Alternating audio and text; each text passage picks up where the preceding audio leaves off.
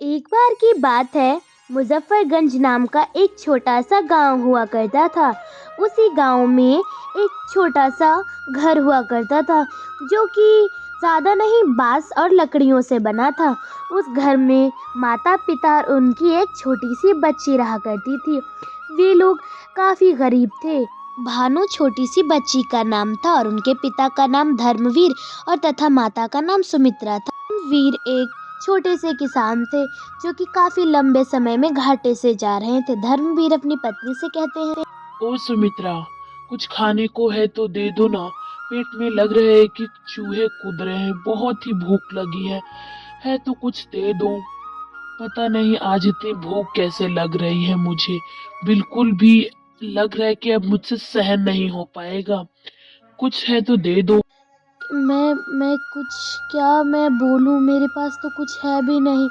घर में बिल्कुल ही राशन खत्म हो गया है, ना ही कुछ खाने को है। सारी चीज़ खत्म हो गई है, दाल चावल मसाले सब कुछ। कुछ भी नहीं है घर में खाने के लिए। अब मैं क्या करूं? मैं आपको कुछ भी नहीं खिला सकती, और ना ही घर में कुछ भी पैसे हैं जिससे कि आप राशन खरीद कर ला सकें। हे ईश्वर, ये कैसी मेरी फूटी किस्मत तूने बनाई है। आज मैं हमेशा मेरे घर में खाने पीने की कमी नहीं हुआ करती थी। आज ऐसा दिन तू दिखा रहा है। सुनो सुमित्रा, मैं सेठ जी के पास जाता हूँ मदद मांगने। वहां से धर्मवीर ये बातें कहकर वहां से चला जाता है एक सेठ जी के पास मदद मांगने के लिए। वह सेठ जी काफी अमीर हुआ करते थे। बड़ा आलीशान सा घर बना रखा होता है उन्होंने। धर्मवीर उनके दरवाजे के सामने जाकर संकोच में पड़ जाता है और कहता है, हे प्रभु, सेठ जी को सद्बुद्धि देना। कहीं वो मेरी मदद करने के बदले मेरी जमीन न मांग ले। कब से उनकी नजर मेरी जमीन पर गड़ाई बैठी है। धर्मवीर ये बातें कहता है और बड़े ही चिंता में वह सेठ जी के घर के अंदर जाता है। सेठ जी काफी धनी हुआ करते थे। उनके घर में किसी भी चीज की कोई कमी नहीं हुआ करती थी। बड़े शानो शौकत से रहते थे। नमस्ते सेठ जी। अरे अरे धर्मवीर, आज मेरे घर कैसे आना हुआ भाई? ओह, कुछ काम लगता है मुझसे। चलो बता दो, क्या काम है? सेठ जी, मुझे थोड़े से पैसे दे दीजिए। मैं आपको 2-3 महीनों में चुका दूंगा। मेरे घर में खाने के लिए एक दाना भी नहीं है। थोड़े से पैसे दे की मदद की कर दीजिए ना। मैं आपको सूद समेत पैसे सारे लौटा दूंगा 2-3 महीने में। थोड़े से पैसे दे दीजिए, मुझे ज्यादा नहीं, 2,000 चाहिए। 2,000 में सब कुछ हो जाएगा। मेरी बच्ची वो काफी दिनों से भूखी है, लगभग 2 दिन पूरे हो गए हैं, और वो कब से माँ को खाना के लिए अपनी बुला रही। ओह, ऐसा है क्या? मैं तुम्हारी मदद तो कर दूंगा, लेकिन मदद के बदले मुझे तुम्हारी जमीन चाहिए। तुम्हारी जमीन मुझे दे दो और मैं तुम्हें 2,000 नहीं बल्कि पूरे 10,000 दूंगा, और वो 10,000 तुम रख लो और मुझे अपनी जमीन दे दो। क्या फायदे का है तो बताओ। सेठ जी, वो जमीन मेरे पूर्वजों की आखिरी निशानी है। मैं उसे कैसे दे सकता हूँ। मेरे पिताजी भी कहा करते थे कि वो जमीन किसी भी हालात में किसी को भी नहीं देनी है। मैं तो वो जमीन किसी को भी नहीं दे पाऊंगा। मैं उस जमीन को बेचने के बारे में सोच भी नहीं सकता। आप मेरी ऐसे ही मदद कर दीजिए। ओह, तुम फ्री में मुझसे मदद मांग रहे हो? चलो, मेरे पास कोई भी मदद करने के लिए पैसे नहीं है, निकल जाओ। मेरे पास जमीन है तो जमीन दो, तभी मैं तुम्हें पैसे दूंगा, वरना नहीं सोचो कुछ भी। चलो निकलो यहाँ से, फ्री में आ जाते हैं। सेठ जी ये बातें कहकर बेचारे धर्मवीर को वहाँ से धक्के मारकर निकाल देते हैं। घर में सुमित्रा चिंता के मारे और भूख के मारे बैठी होती है। धर्मवीर आकर कहता है, सुनो सुमित्रा, भानु कहाँ गई? दिखाई नहीं दे रही है।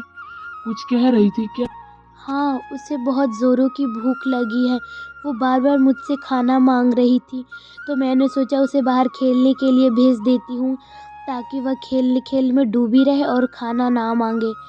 देखो तो सुमित्रा, मनुष्य के जीवन में कैसी कैसी चीजें होती हैं। आज मेरी बच्ची 2 दिनों से भूखी है, मैं उसे एक रोटी तक नहीं खिला पा रहा। धिक्कार है मुझ जैसे बाप पर।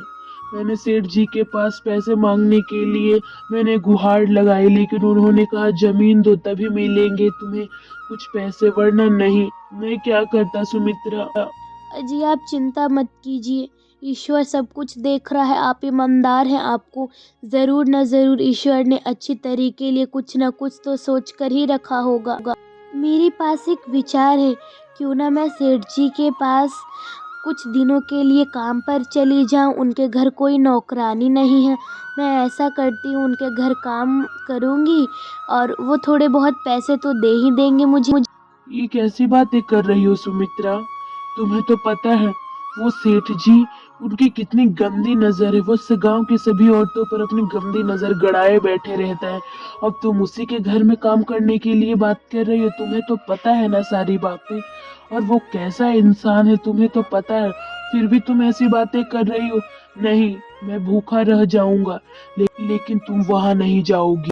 धर्मवीर सुमित्रा को साफ साफ मना कर देता है कि वह सेठ जी के घर काम करने नहीं जा सकती। आखिरकार इज्जत का सवाल था, सेठ जी की नीयत में भी काफ़ी खोट थी, इसलिए सुमित्रा काम करने के लिए वहाँ पर नहीं जाती है। दोनों पति पत्नी उदास होकर बैठे होते हैं। कुछ देर में वहाँ पर भानु आती है और रोती रहती है।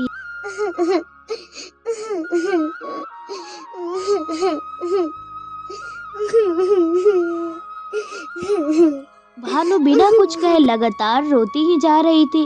उसको रोता देख सुमित्रा कहती है, अरे अरे मेरी गुड़िया क्यों रो रही है? माँ माँ, बहुत भूख लगी है, बिल्कुल भी भूख बर्दाश्त नहीं हो रही थी, तब मैं यहाँ पर चली आई। कुछ खाने को है तो दे दो ना, बहुत भूख लगी है, बहुत जोरों की।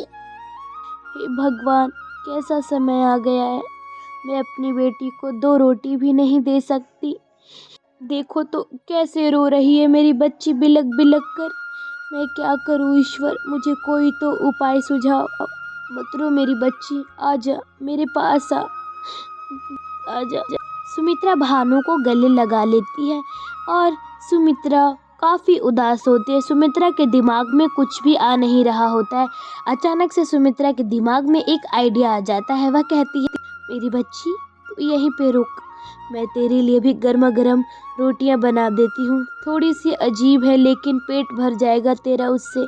घास की रोटियां उसे कहते हैं। मैं अभी आती हूँ। वहाँ से सुमित्रा आगे की ओर अपने बगीचे की ओर जाने लगती है। एक बगल में घर होता है जहाँ पर बहुत सारे घास उगे होते हैं। वह हाथ में एक टोकरी लेके जाती है और 2-3 बार करके बहुत से घास तोड़ ले आती है और उस घास को टोकरी में भरकर वो घर को आने लगती है। घर को आकर वह अपने रसोई घर में जाने लगती है। रसोई घर के पास जाती है, वह चूल्हे के पास बैठ जाती है और घास में से सब कुछ छांटने लगती है। वह सोच रही थी कि घास की रोटियां बनाए या फिर घास की कुछ और। अब सुमित्रा सबसे पहले घास को गर्म पानी करके उसमें चढ़ा देती है ताकि घास का सारा हरापन निकल जाए। कुछ देर में सुमित्रा एक कटोरे में उस घास को पीसकर उसमें नमक मिर्च डाल देती है और साथ साथ हल्दी, और उसे एक अच्छा सा घोल तैयार कर लेती है। उसे तवे पर अच्छे से डालकर पका लेती है। वह पका ही रही थी। कुछ देर बाद वह अच्छे तरीके से पक जाता है और वह धर्मवीर और भानु को बुलाते हैं। उनके सामने एक एक थाल परोस देते हैं जो कि हरी हरी रोटियों का था। हरी हरी रोटियां कोई अजीब बात नहीं थी, क्योंकि महाराणा वीर प्रताप ने भी अपने युद्ध के दौरान जंगल में घास की रोटियां खाई थी। सुमित्रा कहती है, भानु ये खा ले बेटा, ये घास की रोटियां हैं। तुझे पता है ये मुझे मेरी माँ बना कर दिया करती थी। खा, स्वादिष्ट है, मैं भी खाया करती थी, खा ले। धर्मवीर और भानु दोनों घास की रोटियों को चबा चबा कर खाने लगते हैं। उसे चबाना थोड़ा मुश्किल था। भानु कहती है, कितनी स्वादिष्ट है माँ, ये घास की रोटियाँ, मुझे पहले क्यों नहीं खिलाई? क्या स्वाद है इसमें, वाह, नमक मिर्च सब कुछ बराबर है। तुम्हें तो पहले खिला देना चाहिए था इतना स्वादिष्ट व्यंजन, वाह। क्यों भानु, तू इतनी बड़ी हो गई कि तू मुझसे झूठ बोलेगी? मुझे पता है ये उतना स्वादिष्ट नहीं, मैं तो तेरा मन रखने के लिए कह रही थी कि स्वादिष्ट है। बिल्कुल भी इसमें स्वाद नहीं होता है, सिर्फ नमक और तीखापन होता है इसमें। ये तो बस पेट भरने के लिए मैंने तुझे दिया है। तू झूठी तारीफ मत कर मेरी बच्ची, मुझे पता है इसमें कोई स्वाद नहीं होता। सुमित्रा भानु को ये बातें कहने लगती है। ये बातें कह ही रही थी तभी बाहर से एक आवाज़ आती है। वो आवाज़ किसी बाहर वाले व्यक्ति की होती है। आवाज़ सुनकर सभी लोग तो खाना खा ही लेते हैं, वो बाहर जाते हैं। बाहर धर्मवीर कहता है, जी बोलिए भाई साहब, क्या काम था? और वो भाई साहब धर्मवीर जी का घर कौन सा है? मुझे काम था उनसे हमारी ऑफिस का। बताइए तो जरा कहाँ पे उनका घर मिलेगा मुझे? मेरी जी बताइए, मैं ही धर्मवीर हूँ। मैं ही इस छोटे से कुटिया में ही रहता हूँ। और कहाँ आप बड़े व्यक्ति और हम छोटे व्यक्ति, मुझसे क्या काम आ गया आपका और आप यहाँ पर आके हैं? बताइए। धर्मवीर उन व्यक्ति से पूछने लगता है कि उनसे क्या काम है। वह व्यक्ति कहते हैं, अरे भाई साहब काम कैसे नहीं रहेगा, वो आपने 2 महीने पहले जो 100 रुपये की लॉटरी टिकट खरीदी थी ना, उसी में आपका पूरे 95 लाख का लॉटरी टिकट निकला है। 95 लाख पूरे के पैसे आपको मिलने वाले हैं, वो भी मुफ्त में आपको 2 से 3 दिन में मिल जाएंगे। मैं यही बताने के लिए आया था क्योंकि आजकल बहुत फ्रॉड हो रहे हैं, इसलिए मैं आपको बता देता हूँ। कि क्या? मैंने तो वो भाग्य भरोसे खरीदा था वो लॉटरी टिकट, आज वो सच निकल गई। भाई साहब आप मजाक तो नहीं कर रहे हैं, या आप मेरी गरीबी का तो मजाक नहीं बना रहे हैं? बताइए। अरे भाई साहब, मैं कौन होता हूँ आपकी गरीबी का मजाक उड़ाने वाला? मैं बिल्कुल सच कह रहा हूँ और मैं 2 दिन बाद आऊँगा। वो व्यक्ति ये बातें कहकर वहाँ से चला जाता है। कुछ देर में वहाँ पर सुमित्रा कहती है, वो व्यक्ति क्या कह रहा था? 95 लाख? कैसी बातें हो रही थी? और 95 लाख आपको क्यों मिलेंगे? Lottery ticket? अरे भाई रुको रुको रुको, कितने सवाल पूछे जा रही हो? हाँ, मैंने 2 महीने पहले एक 100 रुपए की लॉटरी टिकट खरीदी थी। मैंने सोचा इसे भाग्य भरोसे एक बार कोशिश करते हैं, क्या पता सच में लॉटरी निकल जाएगी। मुझे तो विश्वास नहीं हो रहा है कि ये सपना नहीं बिल्कुल सच है, सच हमें टिकट निकली है।